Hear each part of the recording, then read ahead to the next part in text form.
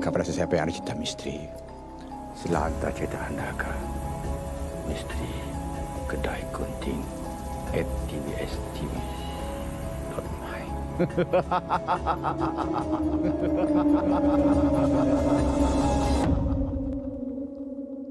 Akan berfixing items happy kerana abak tandang menua pekengkau panting ingat kita yang memahami mereka terutama di madah kecaranya and you can see salam sejahtera. Warnailah hidupmu, tampilkanlah bakat baru.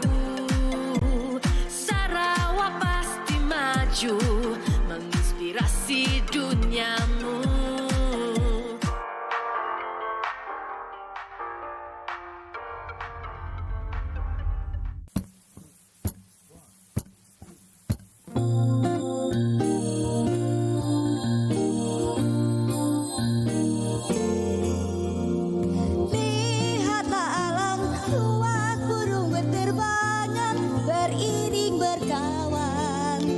Gembira sepanjang hari, terbang suka hati, muja alam liar. Oh, mengapa suram matahari tiada bercahaya bagai dulu? Apa sebabnya aku tak tahu. Mungkin di balik awan, mungkin di balik awan, oh mungkin di balik awan.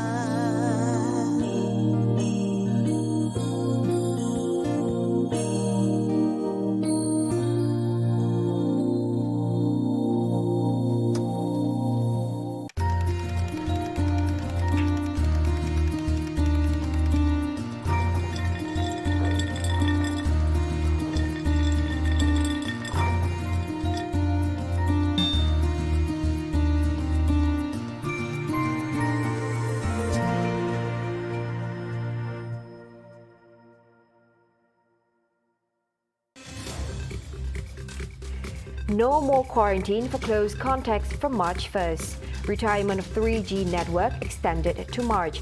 And Sumatra quake causes tremors in Malaysia.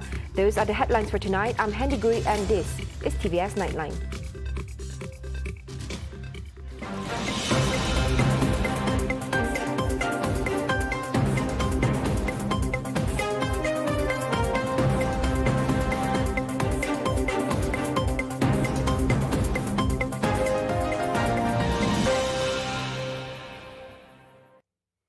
Now, Chief Minister Datuk Patinggi Tan Sri Abang Johari Tunopeng was appointed as the Pro-Chancellor of University Technology Sarawak, or UTS, effective March 1st, 2022, for a period of 5 years. Assistant Minister for Education, Innovation and Talent Development, Datuk Anwar Rapai, said the appointment of Abang Johari was made in recognition of his commitment, as well as the Sarawak government to the development of education with quality in the state. Anwar added that it was the very first appointment since UTS was upgraded to a full university. Amat berhormat Ketua Menteri sebagai Pro-Chancellor. UTS akan mengadakan majlis convocation pada 5 dan 6 hari bulan ini dan inilah merupakan pelantikan pertama selepas UCTS dinaik taraf kepada UTS sebagai sebuah universiti penuh. Jadi kita perlu melantik seorang Pro-Chancellor. Jadi Yang Amat Berhormat telah bersetuju untuk dilantik sebagai Pro-Chancellor. Berapa tahun? Ya, 5 tahun. 5 tahun. Dan pelantikan dalam tempoh 5 tahun sebagai Pro-Chancellor. Bermula dari tarikh 1 Mac. First March. First March. First March. Okay. Anwar said this after a courtesy visit to the Chief Minister and handing over the appointment letter. On another note, Anwar said that UTS will hold a convocation ceremony from 5 to 6 of March 2022. UTS was formerly known as the University College of Technology Sarawak UCTS before being awarded the status of a full university by the Ministry of Higher Education on November 8, 2021. It was officiated by the Chief Minister on November 10, 2021.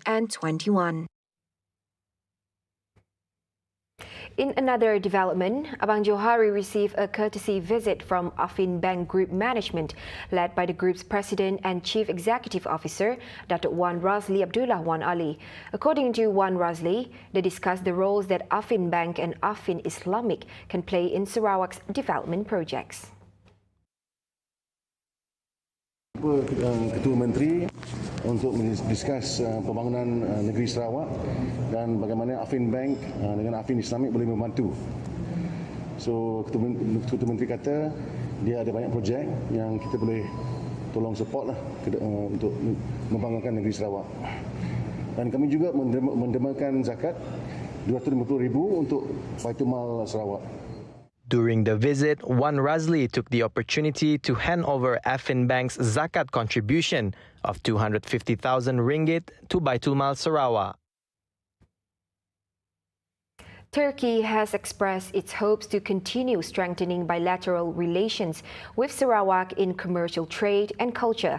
Turkish ambassador to Malaysia, Dr. Murph Safa, said, although there is already an existing cooperation, she hoped that the relationship can be nourished even further through various cooperation between the state and the country of Turkey. Dr. Murph said, Sarawak is a hub that opens up a door for Turkey to penetrate the ASEAN and Southeast Asia market. Tonight we will be honored to be hosted by Governor, and we look forward to attending your festival that will start tomorrow. And we are here to put Sarawak on Turkey's map and to put Turkey on Sarawak's map. And we would like for Sarawakians to look at Turkey, not just as Turkey, but as a gateway to where it is geographically located. A hub to Europe, Middle East, Central Asia, and Africa, and Americas as well. Because when we look at Sarawak, we do not just see Sarawak. Sarawak is a hub, a gateway to the larger ASEAN and Southeast Asia. She added that a Memorandum of Understanding, MOU, will be signed with the University of Malaysia Sarawak, or UNIMAS, related to the field of research and development. We will be here for 3 days, and tomorrow we will be signing an MOU with your very famous university in the morning, UNIMAS. And UNISEMRE Institute will be signing an MOU for research and development. Dr. Murph also expressed her gratefulness for the chance to meet with the Chief Minister of Sarawak, Datuk Patinggi Tan Sri Abang Johari Tun Openg, during her visit to Sarawak on Friday. Now, police had received 19 reports on fraudulent investment activity that had incurred losses estimated at 3 million ringgit. These reports were connected to a national media report about 400 individuals that purportedly lost 54 million ringgit after they bought preference shares in a company owned by an individual with a Datuk Sri title. The cases are being investigated under Section 420 of the Penal Code for fraud. Bukit Aman Commercial Crime Investigation Department Director Datuk Muhammad Kamaruddin Muhammadin said more than 400 individuals were duped by a scheme to buy preference shares of the company from the Datuk Sri and his wife, who was a former employee of a private broadcasting company. Based on further investigation, it was found that the investment scheme offered the purchases of shares of the company that were alleged Sharia compliant. Investors were promised an interest of 4% monthly, and the principal investment money would be returned after the investment contract expires. However, the interest was only paid at the initial stage of the investment before the company owners disappeared. He added that the police had identified the main suspects and others, and efforts are underway to track down and detain them. Kamaruddin advised the public to always be cautious and carry out a more detailed study before participating in any investment scheme, especially those that promise lucrative dividends and profits.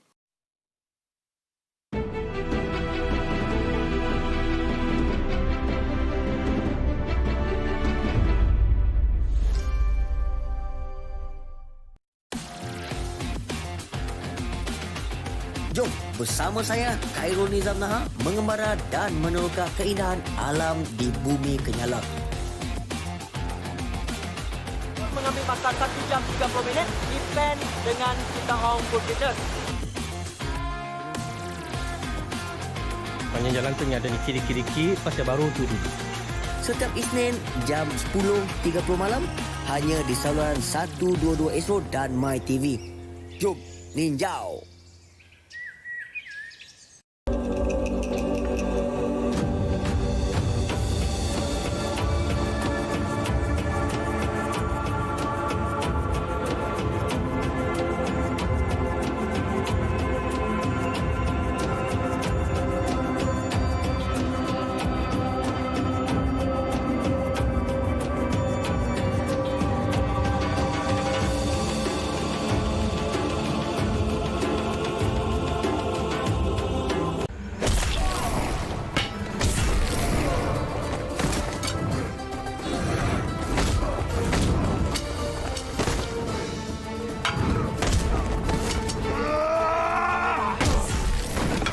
Anak yang tidak mendapat cukup makanan berkhasiat berisiko mengalami masalah berat badan, susut serta bantut. Kurang zat makanan akan menyebabkan anak kita kelihatan kecil dan rendah dari rakan sebaya, sering sakit, tidak aktif, bermasalah dalam pembelajaran, tidak produktif, kurang keyakinan diri dan berisiko kepada masalah penyakit lain.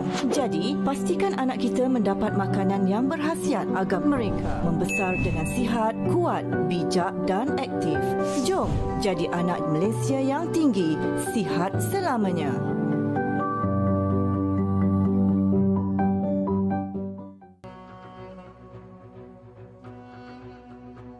Saksikan siaran langsung Majlis Tilawah dan Menghafaz Al-Quran Peringkat Negeri Sarawak kali ke-61 pada hari Ahad 27 Februari dan Isnin 28 Februari 8.30 malam di TVS saluran 122 Astro dan My Freeview.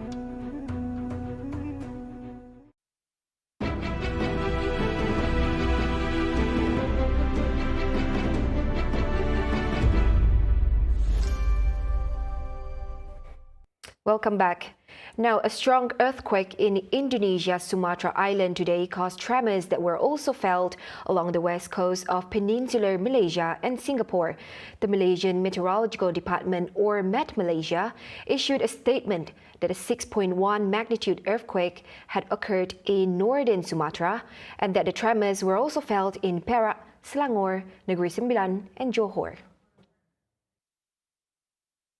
Met Malaysia also stated that the epicenter of the earthquake was 76 km northwest of Payakumbuh in Sumatra. However, the statement expressed that Malaysia will not face any threat of a tsunami that could be triggered by the trembler. Social media was abuzz with people who felt the tremors reporting their experiences and expressing anxiety and worry during the incident. The quake caused Malaysians to rush out of the office buildings and houses to get to safety. Kuala Lumpur Fire and Rescue Department Director Noordin Pauzi said, so far, there have been no calls for emergency assistance linked to the tremors. However, he assured that the fire and rescue personnel were prepared for any eventuality and will continue to monitor the situation.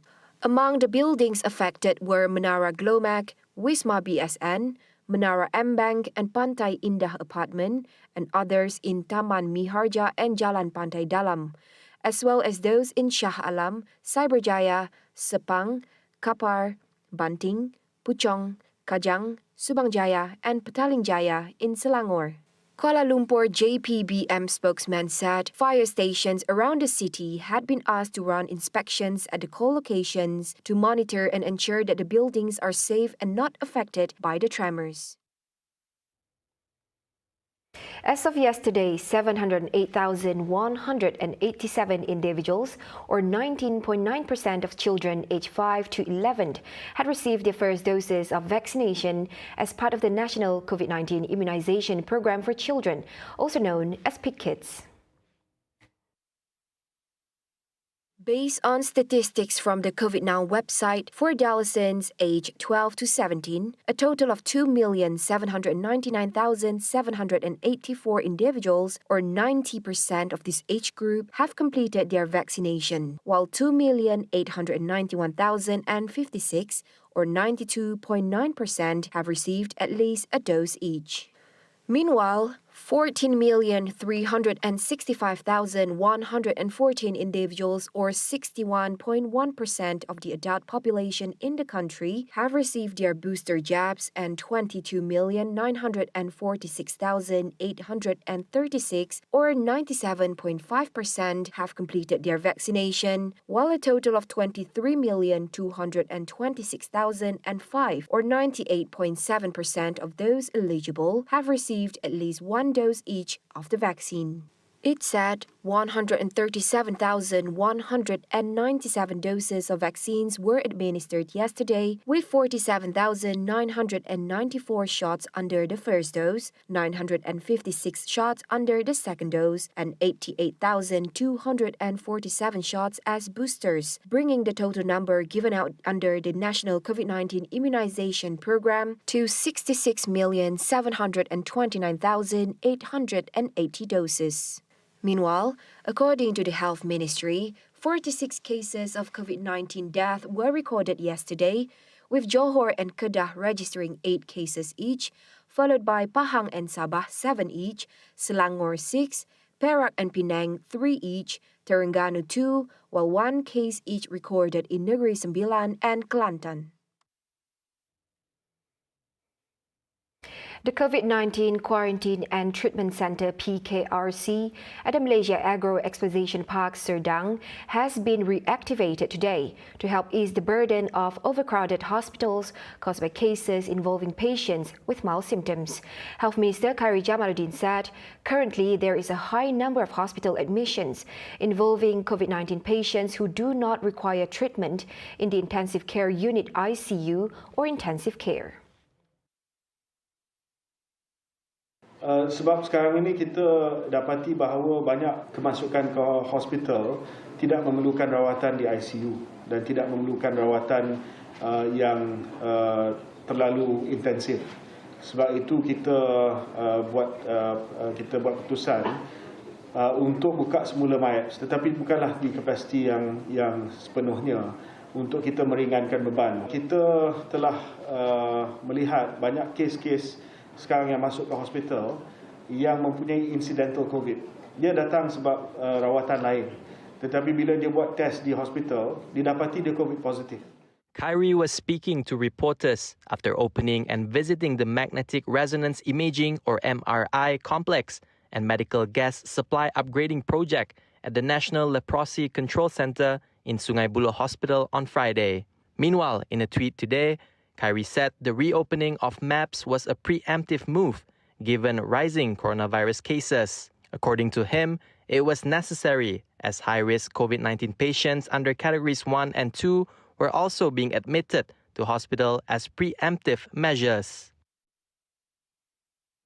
Now, individuals above the age of 18 who are in close contact with COVID-19 positive cases have taken their booster jabs and are asymptomatic on the first day will not be required to undergo quarantine from March 1st. Health Minister Khairi Jamaluddin said this new procedure was based on the risk assessment in a move towards the endemic phase. However, he said, the close contacts who are not required to undergo the Home Surveillance Order HSO must take a self-COVID-19 rapid test kit or RTK on the first and third day from the last day they were in contact with the positive COVID-19 case. If the test comes back positive, the individual must report the result via the MySejahtera application and undergo self-quarantine, and if it comes back negative on the first and third day, the individual can carry on as usual. Khairi added, for fully vaccinated individuals who are tagged as close contacts but have yet to take a booster jab, the quarantine period remained at 5 days. He said the MOH found that individuals who tested positive or contracted the virus during the Omicron wave would usually show symptoms on the third day. As such, close contact individuals would be required to answer Health Assessment Tool or HAT questions via the MySejahtera application, where they would be asked whether they are exhibiting any symptom, adding that the HSO would not be issued.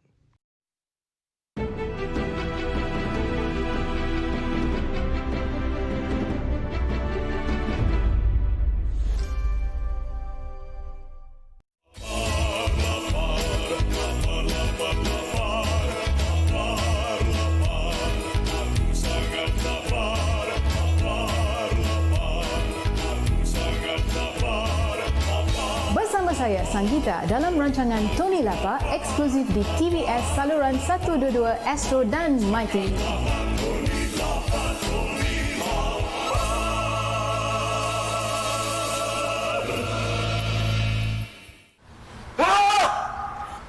Kapan?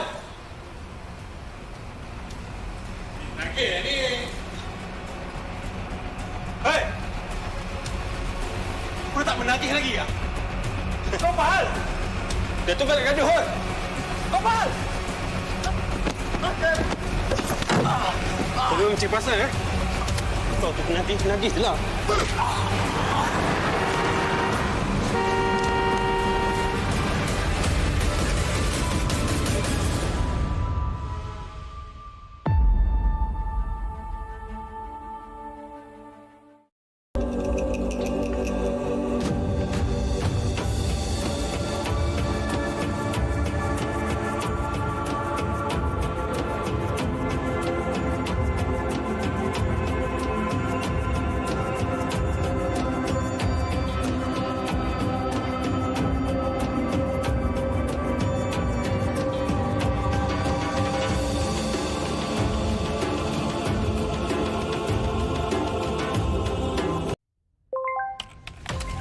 Dalam kita membangunkan aplikasi yang memberi kesejahteraan kepada negara, ada yang menyalahgunakannya.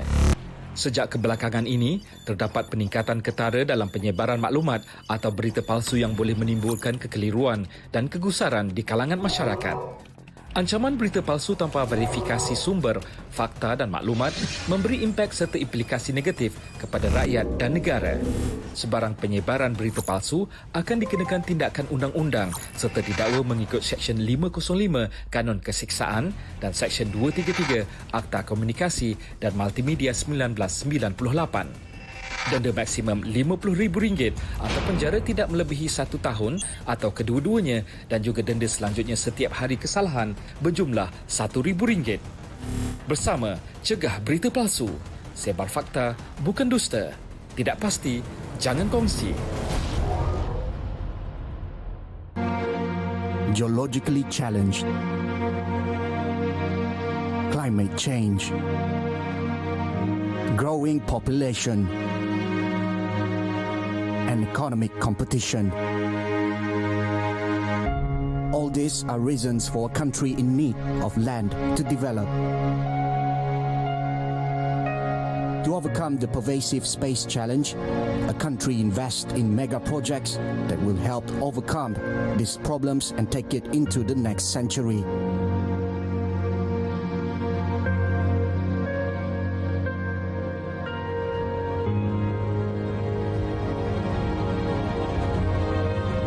Discover these man-made marvels in tomorrow's city. Every Friday, 9 p.m. on TVS Channel 122 Astro and MyTV.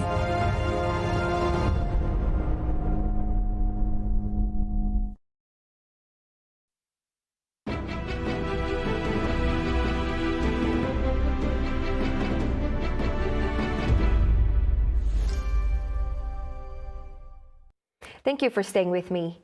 Now, Malaysians have 4 months left to buy locally made or imported sedan cars and enjoy tax incentives, which will end after that period. Finance Minister Tengku Datuk Seri Zafrul Abdul Aziz said the Finance Ministry under the Budget 2022 had extended the car sales tax incentive exemption period until June 30th, 2022.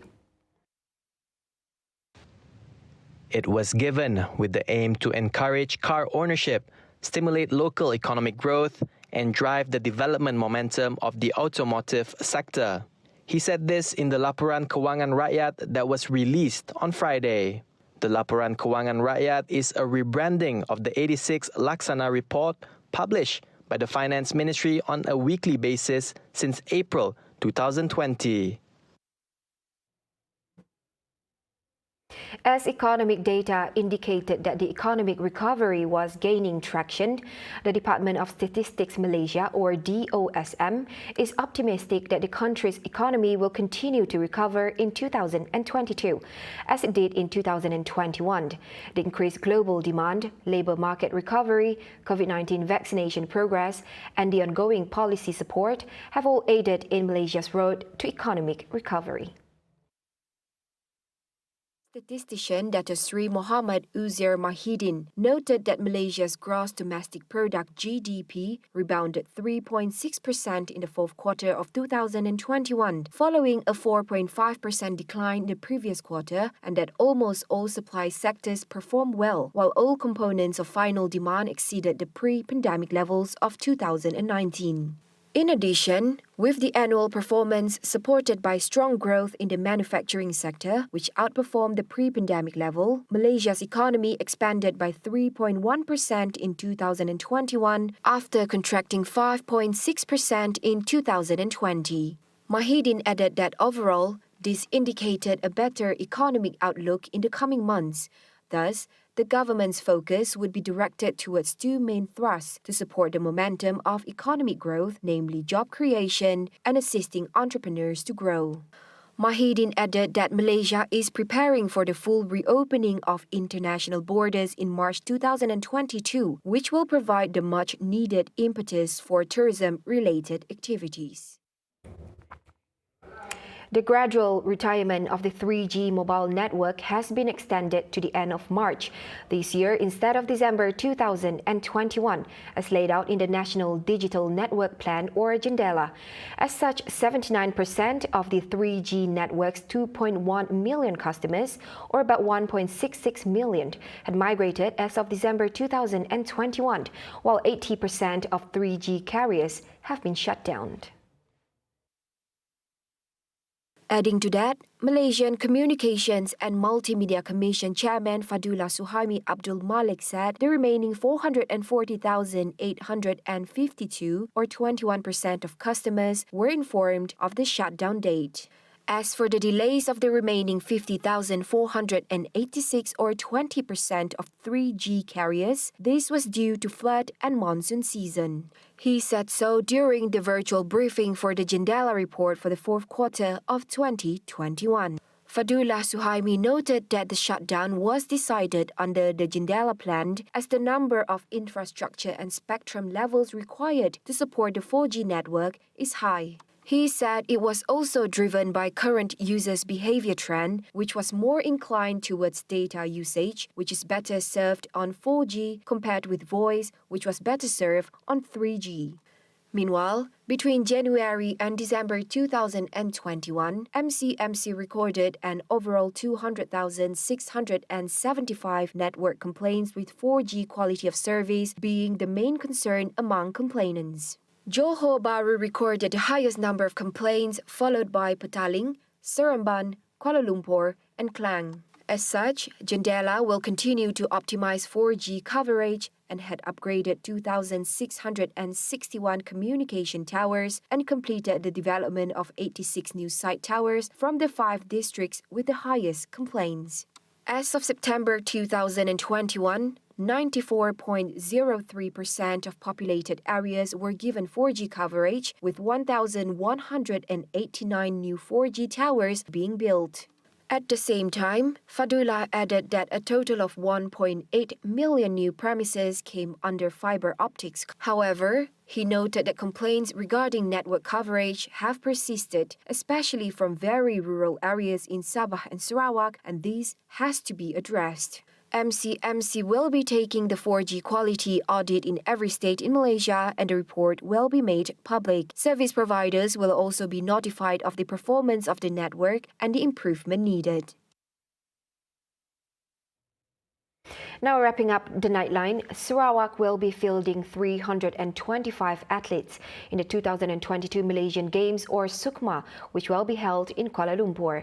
Sarawak Sports Corporation SSC Acting Chief Executive Officer Semawi Mohammed said the state will be participating in all 21 events, which includes 16 compulsory events and 5 optional events.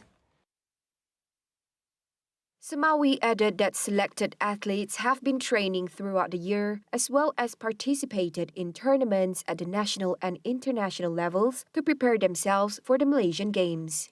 Semawi said the 20th edition of the Games would feature 306 gold medals, and the gold target for Sarawak would be announced by Sarawak Youth, Sports and Entrepreneur Development Minister Dato Sri Abdul Karim Rahman Hamzah at a meeting with various Sarawak Sports Association presidents, state SUKMA coaches and elite sports development officers on March 10th. Semawi urged those involved, which includes athletes, coaches, and sports development officers, to double their efforts beginning today to achieve the medal target, which will be announced soon. And that wraps up the Nightline for tonight. I'm Handy Gui. Stay safe and have a pleasant evening.